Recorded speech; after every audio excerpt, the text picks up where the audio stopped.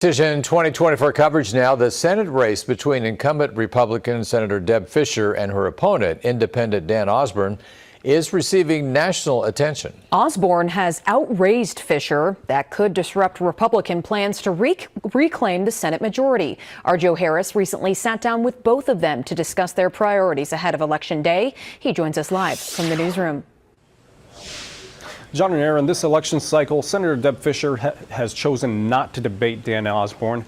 So we wanted to give each of them time to talk about the issues facing Nebraskans, so you get an idea of where they stand and what they want to do if elected. When it comes to the top issues facing Nebraskans, Republican Senator Deb Fischer and her opponent, independent candidate Dan Osborn, both agree inflation is one. Fischer says she helps tackle inflation by not introducing a lot of spending bills. The number one duty of a Congress is to provide for the common defense. It's to provide for our military. It's to provide them with resources to complete their missions. That's the number one duty we have, and we have to prioritize that. She goes on to say everyone has programs they benefit from, but not all of them should be dependent on the federal government to fund. Osborn says addressing inflation should start with the federal agencies. The Department of Defense has never passed a federal audit, ever, period, ever. And they have trillions of dollars in unaccounted for assets. They add billions of that every year. I'm not suggesting that we cut defense spending, certainly in a tumultuous globe, but we got to at least hold them accountable for passing these audits. Another way to combat inflation, he believes corporations should be held accountable by having consumers sit in on their board meetings when they discuss raising prices. They wouldn't make those decisions if the consumers are going to be talking to the media right after a meeting or something like that. So, I don't have a comprehensive plan as far as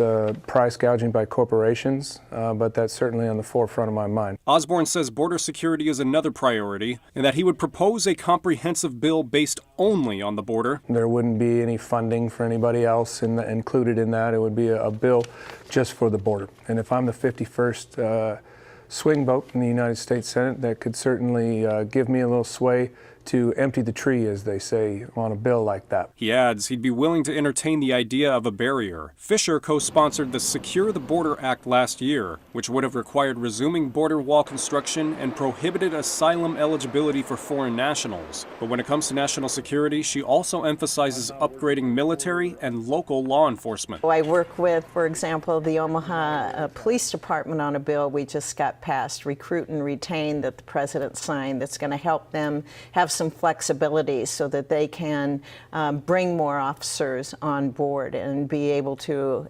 expand. We asked her what she's proposed to boost the military. She told us she supports another senator's proposal that raises military pay. We have our National Defense Authorization Act that we pass every year, and in that we take care of our military men and women. We have a 4.5 increase in that now that we need to get it passed. The third top issue for Fischer is what she calls building a stronger Nebraska, saying that goes beyond infrastructure. It's not just roads and bridges where we make those investments, but it's in water quality, it's in wastewater projects, it's in broadband deployment. She says on the Appropriations Committee she works on grant requests from the university and individual communities. You can have a small community like Valley, Nebraska, that has a request in for a designated spending in the Appropriations Committee to upgrade their clean water. Osborn says individual freedoms are a third priority, such as for firearms and abortion. I believe the majority of people would like to see the federal government stay the heck out of our bedrooms and doctors' offices, for sure. Without taking guns away, he says he'd work with law enforcement to keep the weapons away from people who want to do harm. I would lean on them to tell me what they need to be more successful in their roles. Is this something you've already talked to them about?